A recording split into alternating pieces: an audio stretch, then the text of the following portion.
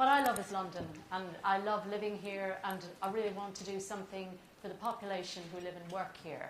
And as I get older, I actually get less cynical and more enthusiastic about this. And people say, "What's she on?"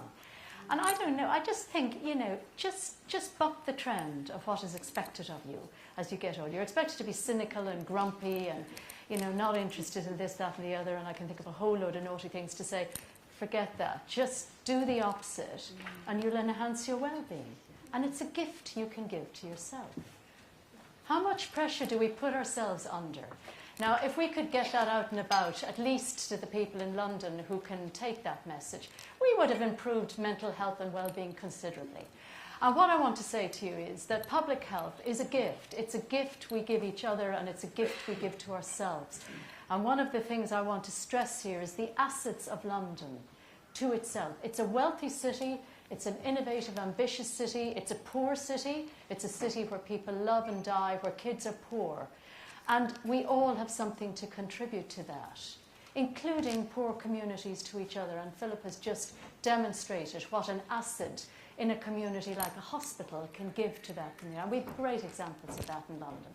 Now, that's not actually what I'm going to talk about entirely, though.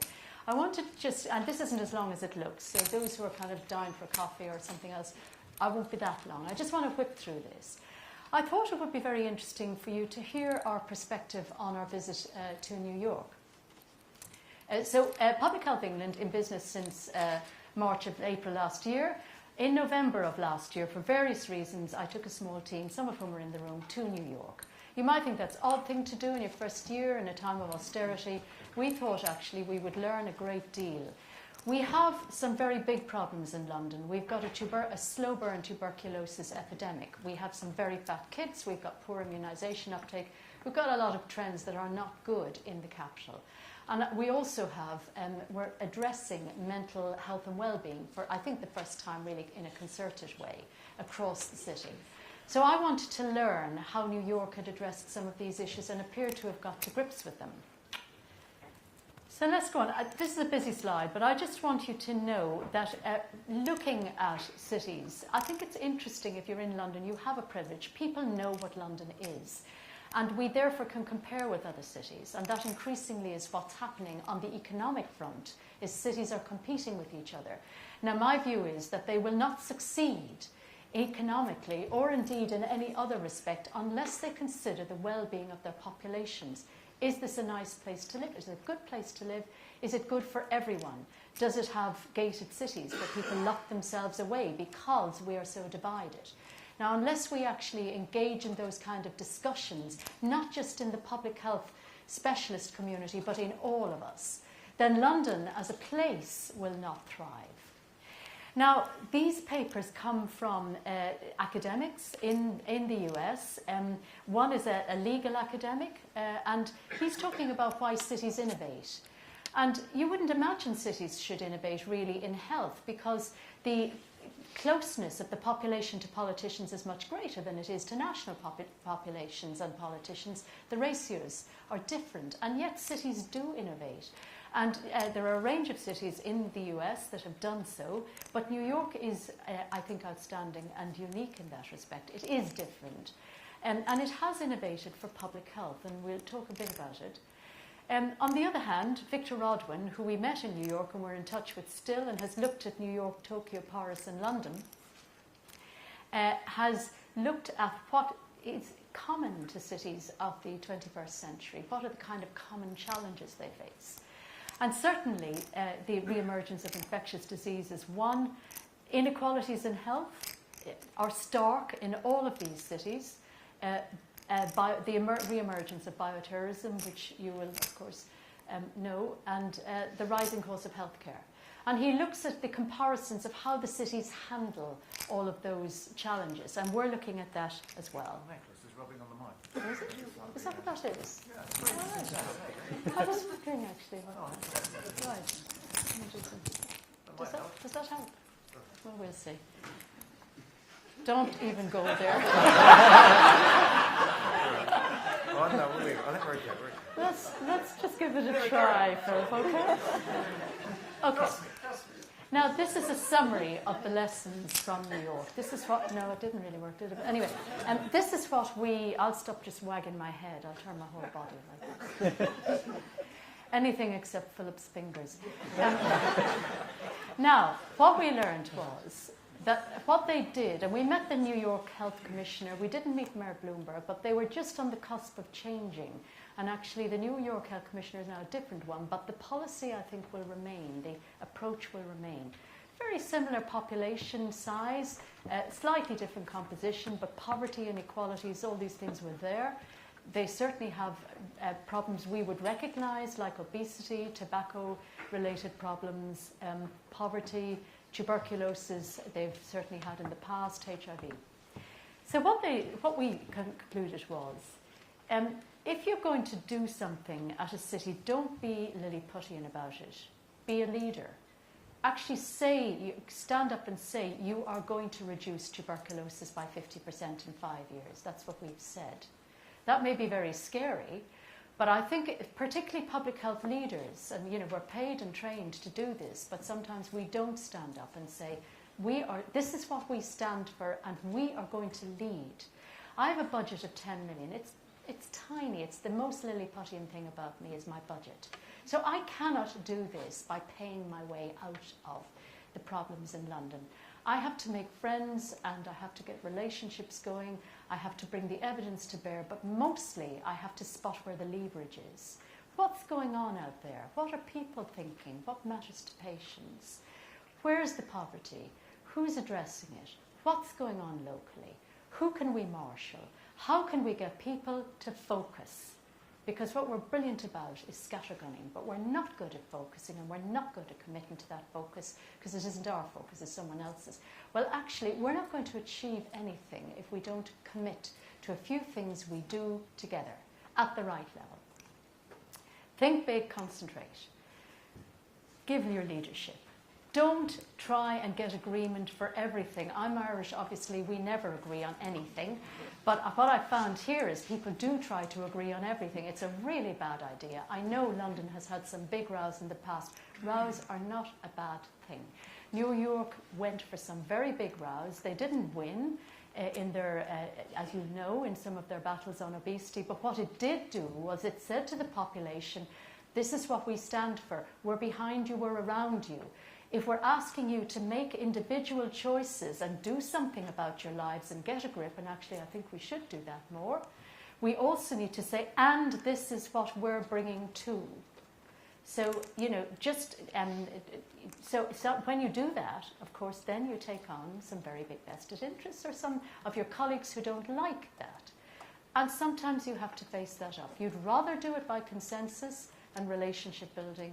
But if you can't, you can't. And you pick your time, and you do, and you go forward. And I think some of these other things here are fairly self-explanatory. The messages, I think we're very much lacking a narrative in London. And the London Health Commission will offer us that opportunity to together agree what we stand for and what we're willing to do and what is important to do together. I think without vision and without that narrative, we are somewhat, in a sense, we're in a vacuum. And I think that's what I perceive with London at the moment, is a lot of very sincere efforts to do good things. But together, if we all asked each other what we wanted to do together, what we stood for, what was important, we'd probably all give about 100 different answers to that. And it would be good for the people of London to know what their public services and their other assets in London are willing to do. I think we were very impressed with New York adopting a programmed approach to certain high-risk areas, particularly on infectious disease. But the problem with that is that you then end up, as Martin said, creating boundaries around things. So there is a call of judgment as to whether, for instance, on tuberculosis, we should actually use all our assets across every level of the system and pick them off bit by bit and cooperate, or whether we say, actually, this is going nowhere. We need to do this once at city level. It's a really important set of questions, not just for infectious disease. It's not a threat, but it is a question we need to ask, is what is it that will make us go further faster? And obviously the data and the evidence. So just a few things about what New York did. New York actually gave a narrative on this. It has this narrative called Take Care New York. It's part of the New York plan. It's led by the Commissioner for New York. And it lays out what it wants to do. And you won't see this, but it picked about 9 areas, I think, there, where the Commissioners for New York decided in some consultation, but not an awful lot, by looking at the evidence, the data, the history, the problems, listening to some key informants. These things are important in New York. We've got to get under this. This will help the preventive agenda. It'll help New Yorkers.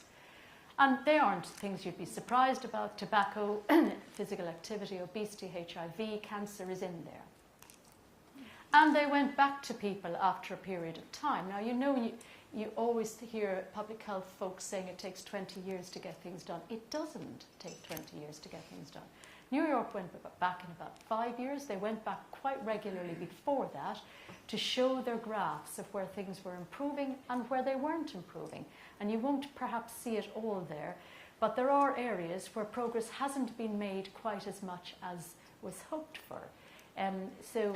Number 10, was it, make all neighbourhoods healthy places? Wasn't quite as good progress, but at least they said so, and they were brave enough to take it on the chin and then talk to New Yorkers about why.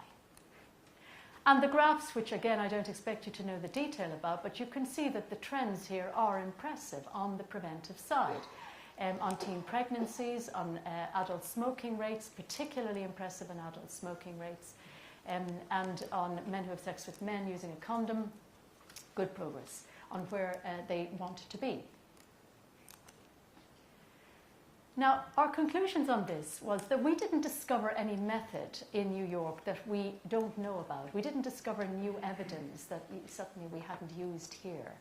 What we did find, though, was that by using a combined approach of leadership, the law, programs when they needed to, and working differently together, they achieved some very impressive results. And the law is interesting, and I just want to say a minute about it, and not too much longer, but there is a health code in New York which was devised in 1866 during a cholera epidemic to avoid everyone having to go through national and every other state legislation to do things.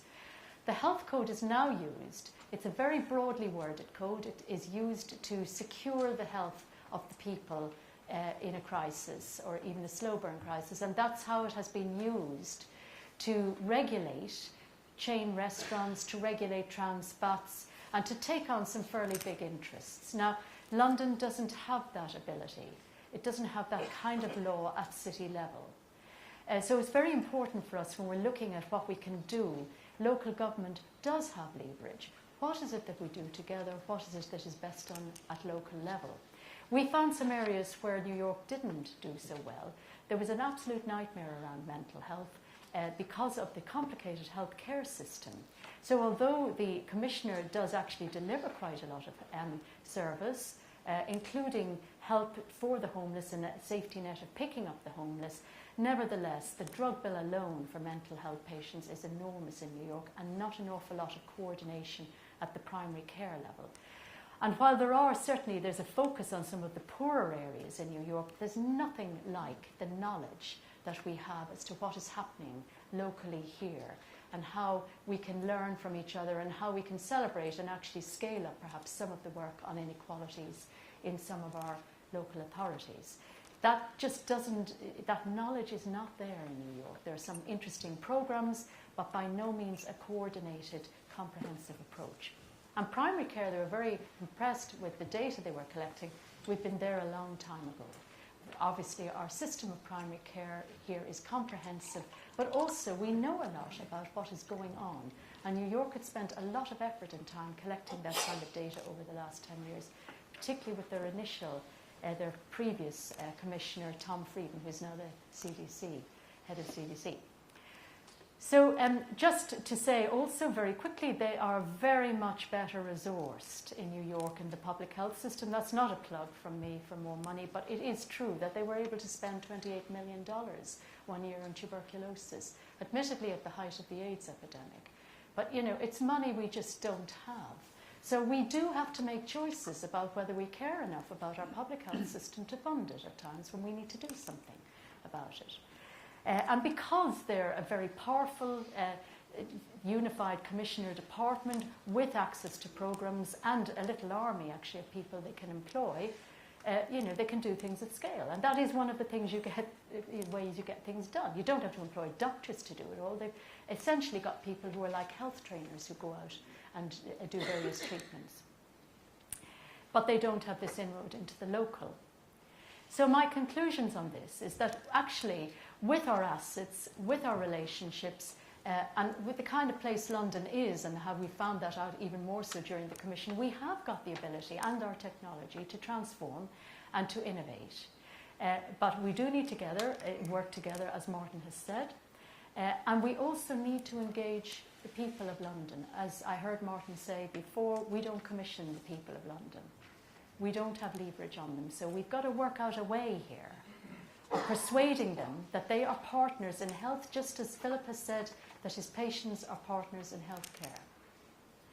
And then the ownership of agreed goals is very important for achieving anything at scale.